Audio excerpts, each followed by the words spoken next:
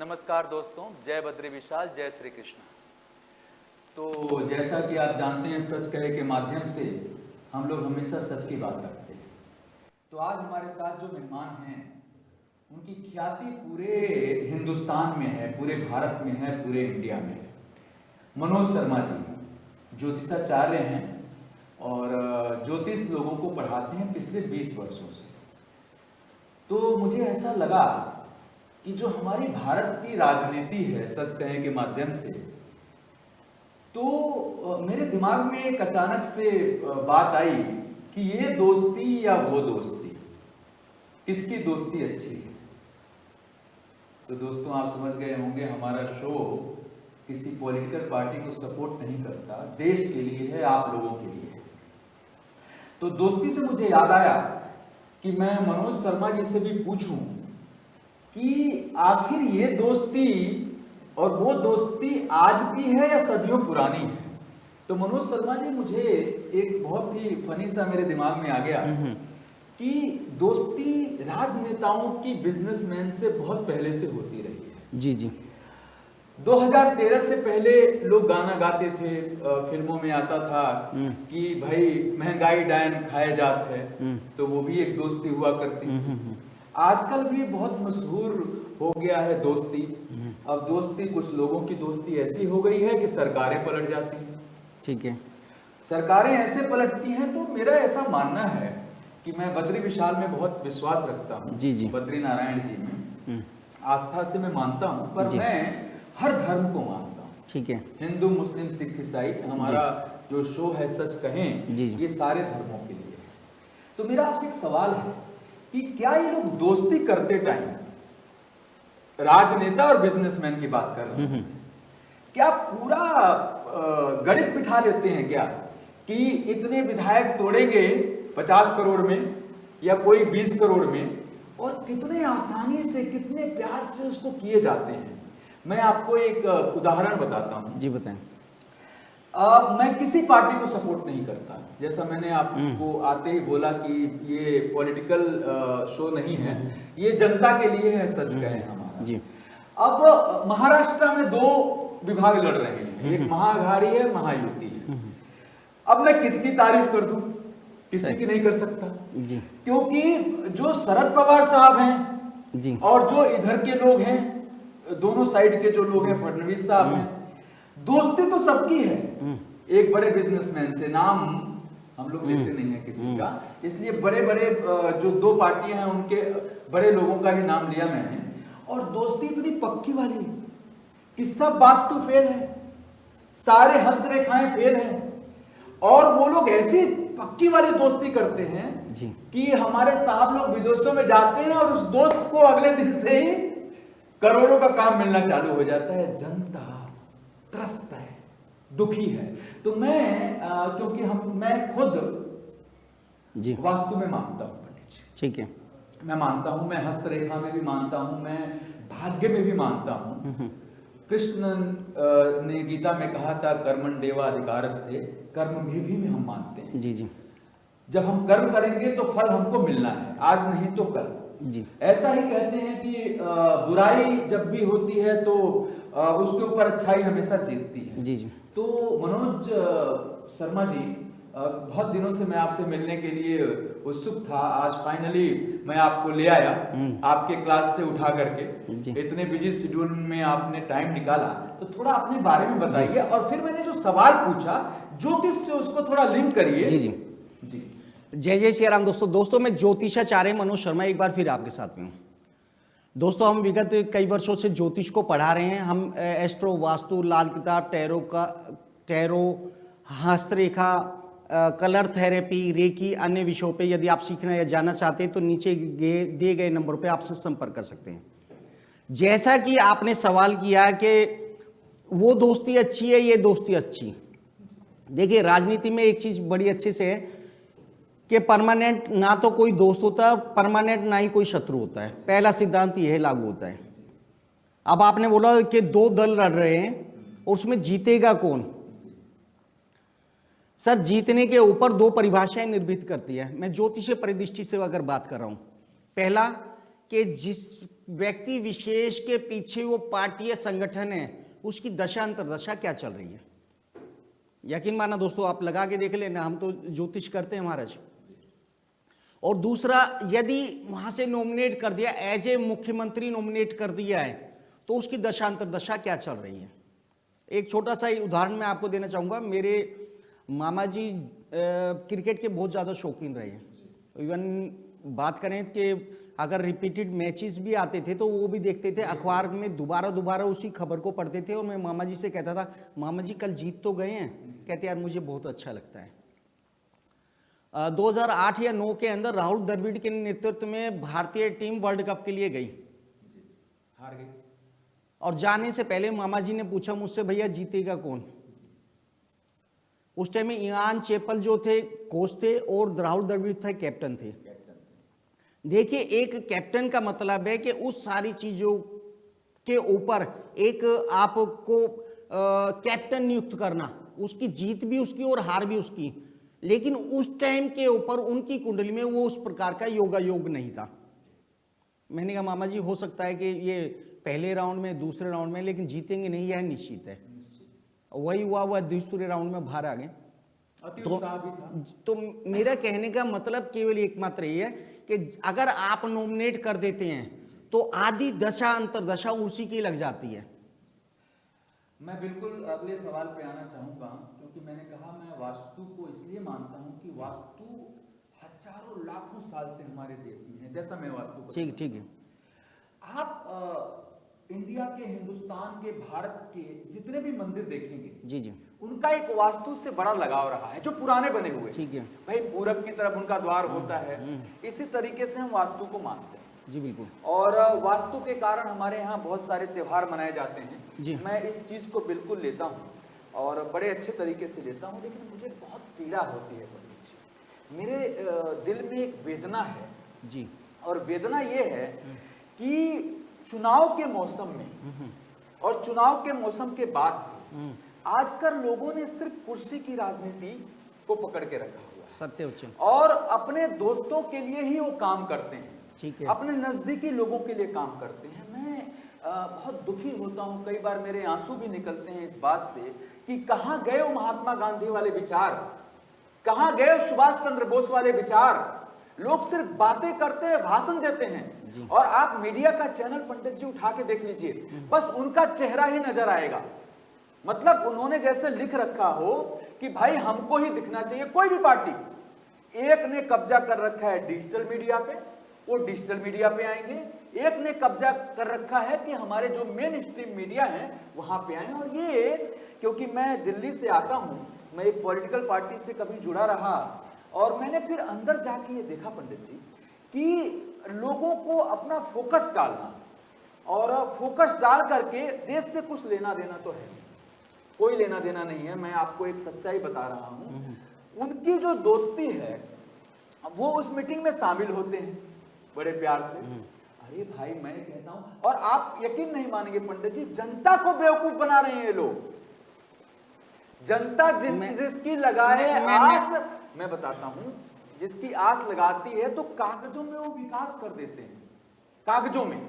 और मैं आप हैरान रह जाएंगे जान करके, और पॉलिटिक्स कैसी हो गई है आज के देश में कि विपक्षी को भी पता है कि ये बिजनेसमैन के साथ मेरा काम होगा तो इतने करोड़ आएंगे, मैं तो खरीद लूंगा।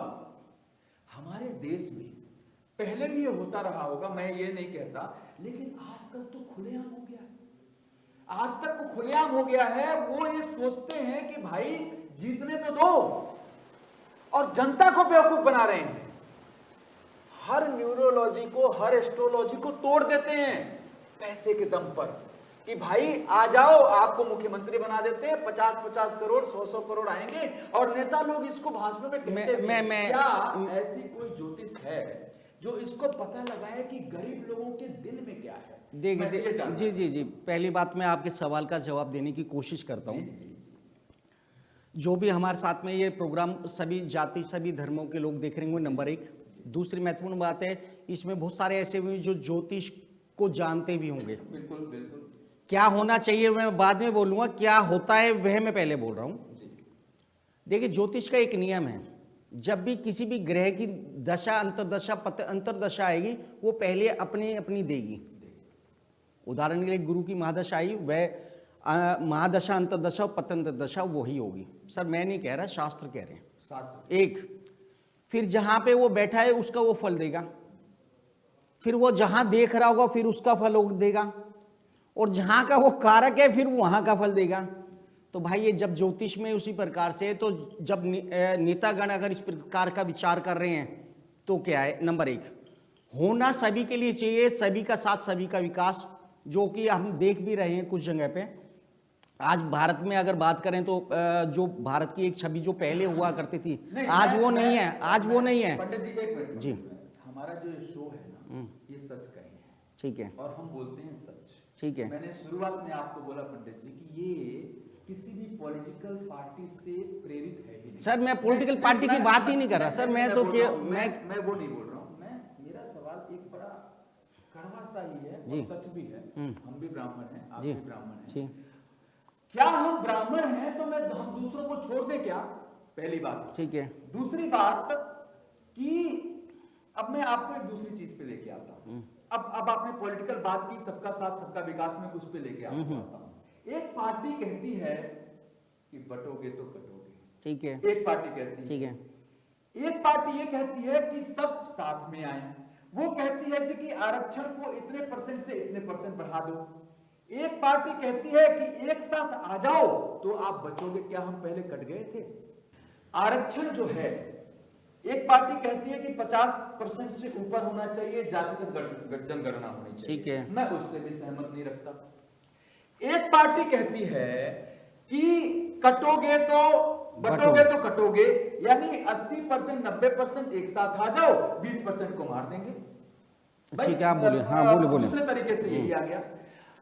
मैं कई बार ये बोलता हूं, एक मिनट, मैं दोनों लोगों से सहमत नहीं करता।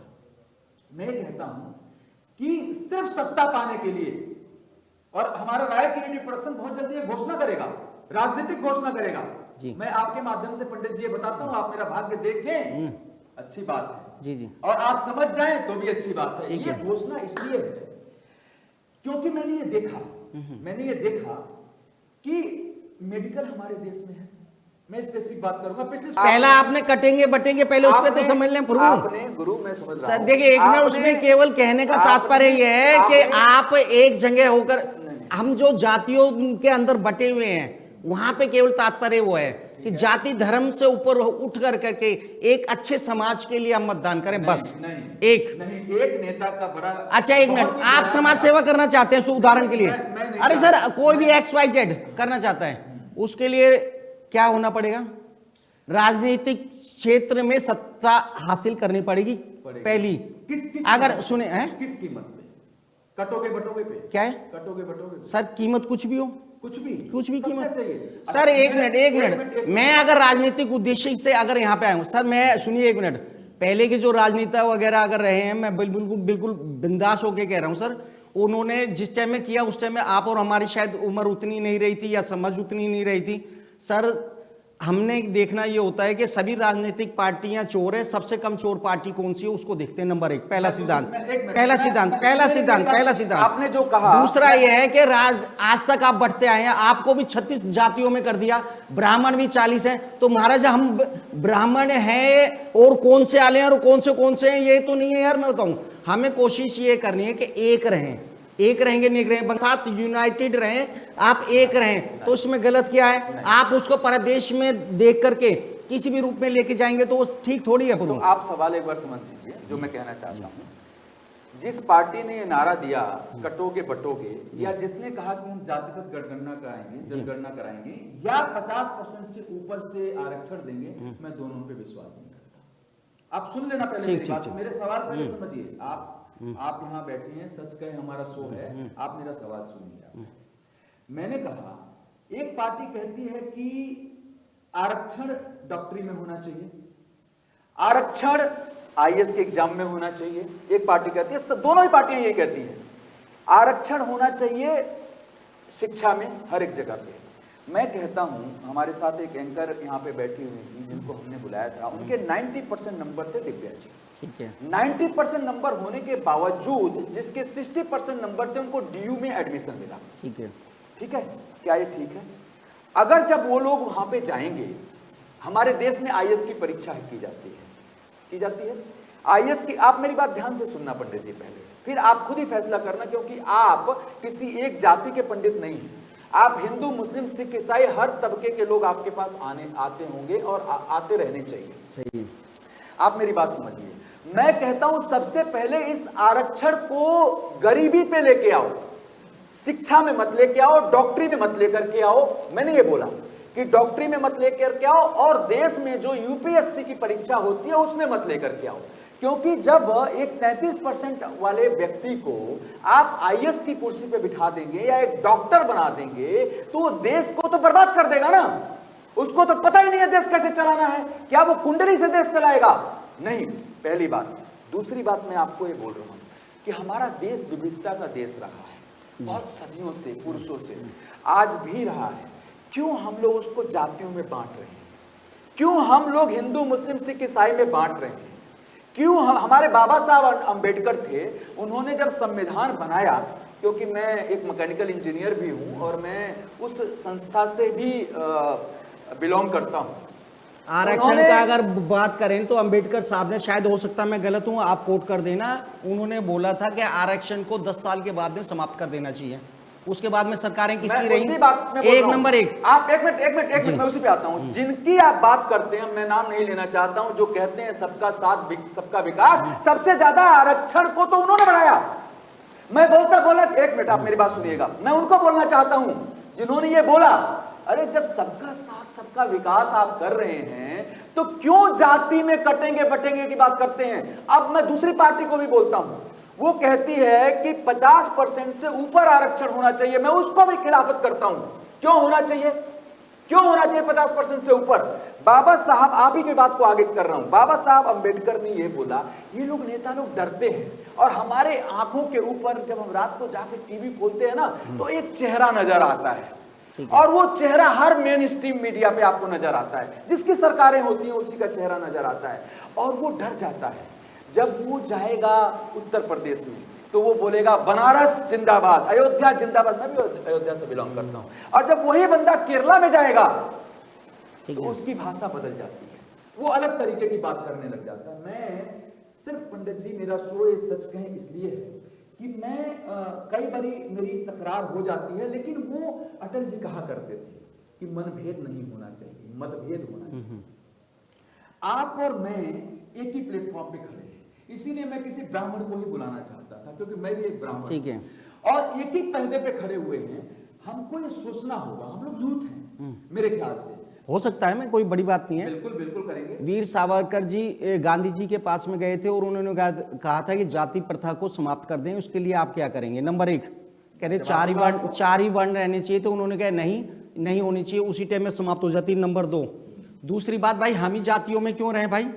हमारी तो आप ऊपर से नीचे तक सारी जातियां आप गिना देते हैं कि ये इतने परसेंट दलित है, इतने परसेंट ओबीसी है, इतने भी जाटव है, इसमें भी ये है और वो है। भाई क्यों, हमें क्यों दिखा रहे हैं? एक होकर के अगर हिंदू अगर बोलेंगे तो क्या मुंह में दही या रसगुल्ला जम जाएगा क्या?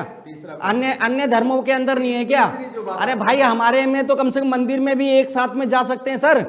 उनका केवल उद्देश्य केवल एक मात्र है कि आप यूनाइटेड होकर के साथ रहेंगे तो इस समाज का विकास करेंगे बस। ठीक है। और एक साथ रहेंगे तो मजबूत रहेंगे बस। इसमें मैंने आपको अपना भाई बोल दिया और बोल दिया कि अगर हम कटेंगे तो बटेंगे तो मर जाएंगे या कुछ भी हो जाएंगे, तो इसमें क्या गलत हो गया? मिर्ची सामने वाले को क्यों लग रही है? उन्होंने बोला, सामने वाले को लगी नहीं रही। नहीं लगी रही है ना महाराज, वो अलग स्टेट है। हमारे उत्तर प्रदेश में एक मुख्यमंत्री हैं, मैं भी उत्तर प्रदेश से, ठीक है, 2 डिप्टी सीएम हैं जी। उनके एक डिप्टी सीएम हैं, उनका नाम है, पेशेंटली सुनिएगा, ठीक है ना, उनके एक डिप्टी सीएम का नाम है केशव प्रसाद मौर्य। ठीक है। उन्होंने बोला मैं योगी जी के इस बात से इत्तेफाक नहीं रखता हूं, कटेंगे तो बटेंगे। मेरी बात आपकी ठीक है। उन्होंने एकदम बोला, ऑफिशियली बयान। ये क्यों बोला उन्होंने? वो इसलिए बोला क्योंकि योगी जी बोले, मोदी जी बोले या राहुल गांधी बोले या कोई भी बोले, मैं मैंने पहले ही बोला, मेरा ये शो है सच कहे। ठीक है। मैं इत्तेफाक नहीं रखता हूं किसी भी पार्टी से इस बात पे। जैसे मैंने शो की शुरुआत की और मैंने कहा ये दोस्ती अच्छी कि वो दोस्ती अच्छी, कौन सी दोस्ती अच्छी है?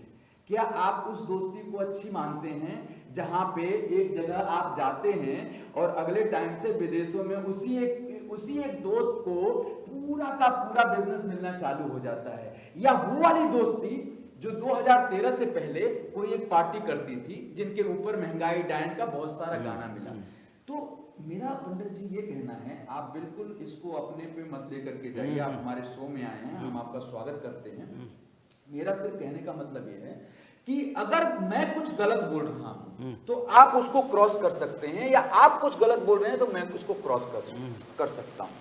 हम लोग एक ग्रामीण क्षेत्र से आते हैं, मेरे ख्याल से आप भी वहीं से आते होंगे। आप भी शर्मा हैं, मैं भी राय हूँ, ब्राह्मण भूमियार हैं हम लोग जब मेरे ख्याल से मैं भी 20 साल का हूँ, तो क्योंकि मैं एक्टर भी हूँ तो हम बहुत ज़्यादा उस पर बात नहीं करते, एज और उम्र पे थोड़ा हंस लीजिए आप भी।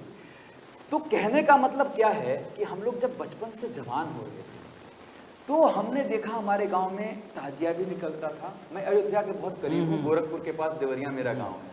हम अयोध्या जाते थे हर महीने, और मैंने देखा था पंडित जी, ये 6 दिसंबर छोड़ दो, बाकी चीजें सारी छोड़ दो, उस टाइम पे भी और आज भी ये तो नेताओं ने अपने लिए बना दिया है। इसलिए मैं कहता हूं बंद करो ये झूठा भाषण, झूठे वादे, झूठा शासन। सुन ली हमने बहुत तुम्हारी, आई है बारी हमारी, हम जनता की बारी आई है, आपकी और मेरी। आप भी किसी पॉलिटिकल पार्टी से बिलोंग नहीं करते, मैं भी नहीं करता, इसलिए मैं बोल रहा हूं। तो लेकिन एक चीज मुझे परेशानी का एक समझ में नहीं आ रहा है, यदि मैंने कह दिया, मैंने या XYZ किसी ने भी कह दिया बटोगे तो कटोगे, ओ भाई आपको क्यों मिर्ची लग रही है? मैं अपने समाज को जोड़ने की बात तो कह रहा हूं। इसको आप किसी भी अर्थ में ले लो, सामने कैमरा है, आप इस आप कैमरा कहोगे, स्टैंड कह सकते हो, कुछ भी कहो, लेकिन अर्थ तो यही है कि भाई मैं आपको जोड़ने की बात कर रहा हूं, आपके साथ में चलने की बात कर रहा हूं। मैं आपको थोड़ा अब इसको पॉलिटिकली समझाऊं। हुआ एक किसी मुख्यमंत्री जी ने ये बयान हरियाणा चुनाव के टाइम पे दिया, ठीक है, बटेंगे तो कटेंगे, ठीक है। उसके बाद हमारे देश के बहुत बड़े संस्था के PM साहब ने उसको थोड़ा सा आगे बढ़ाया। उसके बाद क्या हुआ सर कि कुछ लोग जो थे, फिर वोटों की राजनीति चालू होती है। उस टाइम पे जिस भी व्यक्ति ने बोला, बहुत सांकेतिक रूप में बोला, उन्होंने बोला बटेंगे तो कटेंगे, मतलब आप इस साइड आ जाओ, 80-20 वाली राजनीति हम कर लेते हैं, बहुत तरीके से बोला उन्होंने, ठीक है। फिर उनकी पार्टी पे किसी बंदे को याद आया, जब दूसरी पार्टी ने उसको अपोज करना शुरू किया। तकलीफ आपको भी नहीं है, मुझे भी नहीं है, और तकलीफ हम दोनों को होना चाहिए किसी भी चीज पे। फिर उनको याद आया, अरे यार ये तो गलत बोल दिया, महाराष्ट्र में चुनाव है, वहां तो जो शिवसेना सिंधे ग्रुप है और जो अजीत पवार आप लेकर के आए और जिसपे हजारों करोड़ का घोटाला आपने लगाया था, वो तो मानेगा नहीं बात हमारी, ठीक है, मानेगा ही नहीं बात हमारी। अब वहां पे 2 तबके शुरू हुए। मैं इस गंदी राजनीति को खत्म करने की पंडित जी आपके साथ बात कर रहा हूं बहुत प्यार से।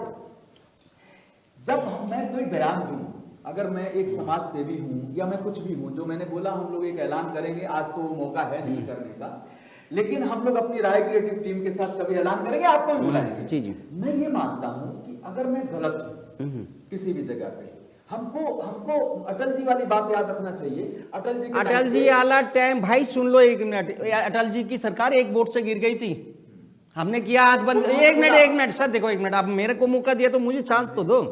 1 वोट से गिर गई थी, मैंने किया विश्वास।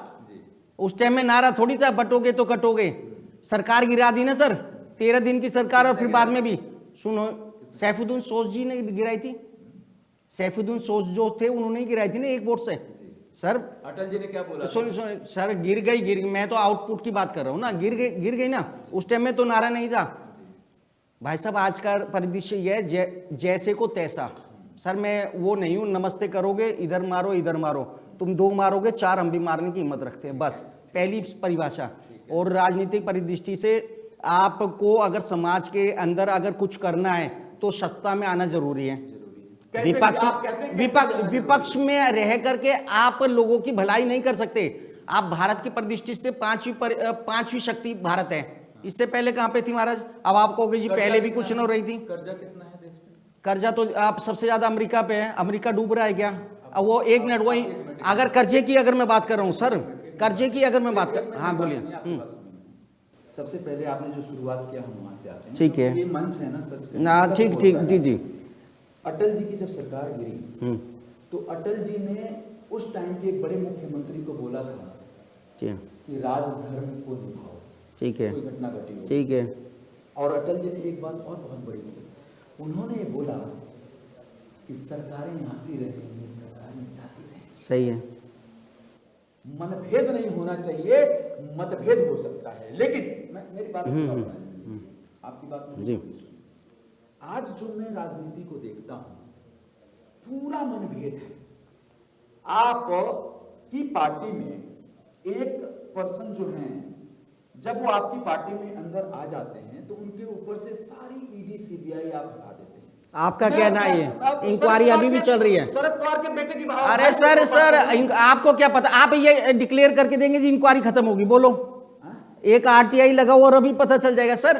देखिए हम लोग अगर बैठ रहे हैं तो कुछ भी बोले सोच के बोले। जो एक मिनट मैं उसमें मैं कभी भी मेरे शो में ना, मेरे शो में एक बीजेपी के नेता भी आए थे, मेरे दोस्त हैं जी जी जी जी, गाजियाबाद से पार्षद हैं जी जी, उनको भी बुलाया था मैंने। जी जी, उनको भी बुलाया था, मेरे दोस्त हैं, बहुत जी अच्छे दोस्त जी। हैं। सवाल होते कड़वे हैं। आप तो चलिए, अब मैं एक मिनट, जो आपने बोला राजधर्म की बता देता हूं। हिंदू हृदय सम्राट श्री बाला साहब ठाकरे जी ने बोला था, मैंने ऐसा सुना है, हो सकता है मैं गलत भी हूं, उन्होंने वाजपेयी जी से आग्रह किया था कि इन्हें मुख्यमंत्री पद से नहीं हटाना। किनको? जिनके ऊपर आप बोल रहे हैं, मुख्यमंत्री पद से नहीं हटाना उन्होंने। मैं आपको एक बात, एक मिनट, उसके बाद में हुआ क्या?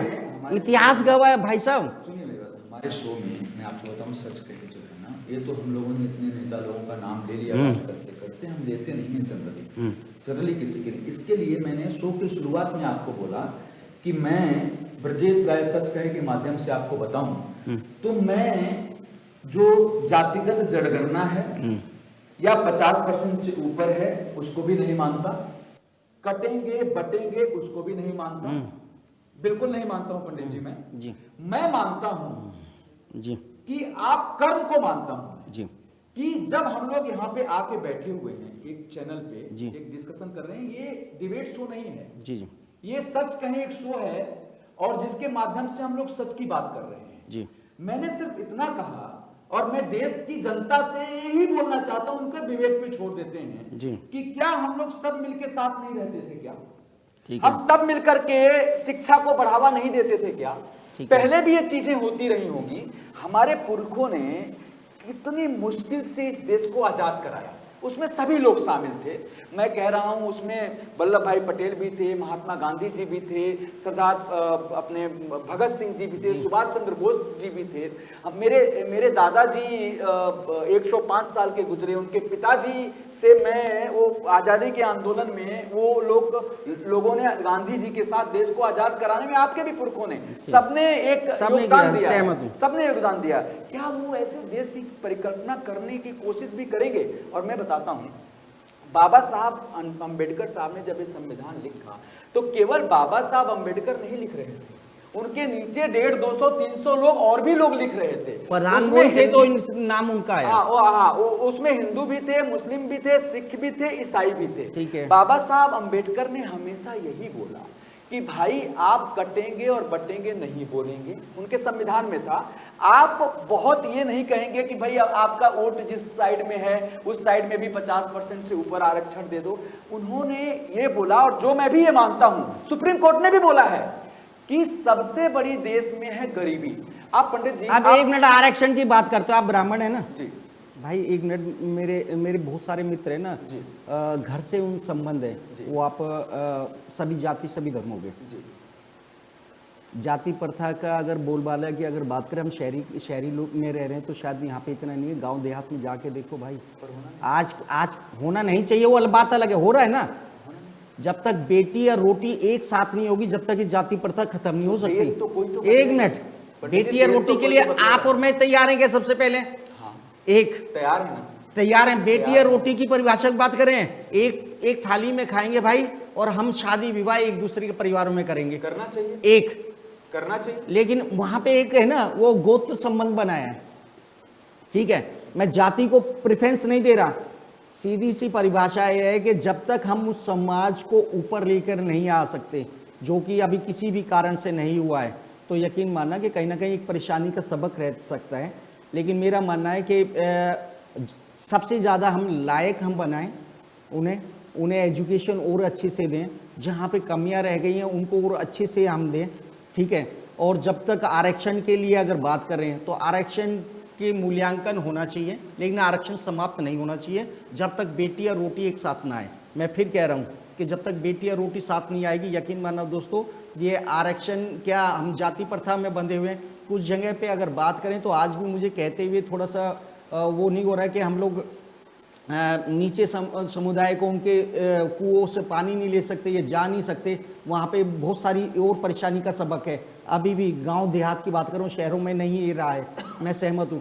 तो हमें उस चीज़ को भी सोचना चाहिए, आरक्षण वगैरह के लिए जो अभी चीज़ें चल रही हैं वैसे ही चलें, उसके लिए मूल्यांकन होना चाहिए समय समय पर, उसके लिए भी सहमत हूँ।